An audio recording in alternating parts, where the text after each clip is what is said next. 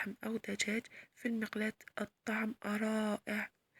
هنا عندي المكونات: عندي فاصوليا خضراء مقطعة بهذا الشكل، بطاطس وبطاطا مقطعة أيضا مكعبات، بيض، جبن، بقدونس أو معدنوس، ملعقة كبيرة من الزبدة، 3 فصوص من الثوم، مكعب مرق الدجاج وفلفل أسود.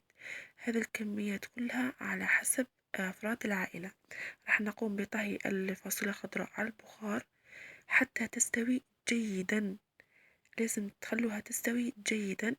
ونقوم كذلك بقلي البطاطس أو البطاطا ونحطهم على جنب. يعني مراحل جد سهلة، جد سهلة وتحضر في دقائق.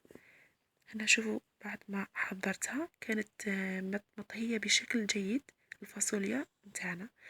الآن نروحوا في مقلاة تكون مثل السقش، نحط ملعقة كبيرة من الزبدة حتى نقوم بطهي الفاصولياء فيها وتعطينا نكهة جميلة. نحط الثوم، حوالي 3 فصوص من الثوم، نحط المعدنوس أو البقدونس، راح يعطيها نكهة ما شاء الله. مكعب مرق الدجاج يحب يستغنى عليه، يحط الملح وملعقة صغيرة من الفلفل الأسود.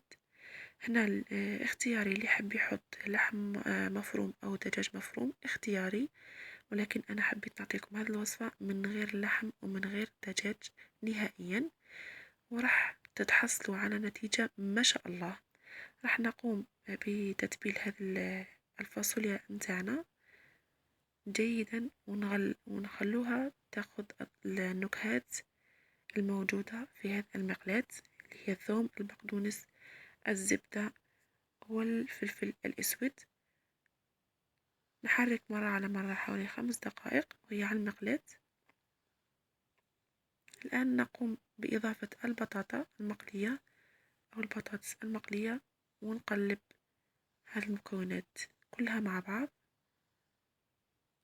أنا راح نأكد لكم فقط على الطعم، إنه الطعم ما شاء الله راح يكون جد لذيذ، يعني أحسن من المرق.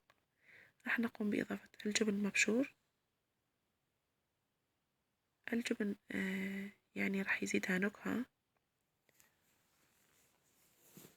ونقوم بالتقليب كذلك. اللي ما زال ما حطش لايك أتمنى تحط اللايك الآن، للنساء إنه يحط لايك. الآن راح نقوم بإضافة البيض. اللي يحب يستغنى عن البيض يستغنى عليه، ولكن البيض راح يعطيله طعم جميل. راح نعوضه الدجاج واللحم.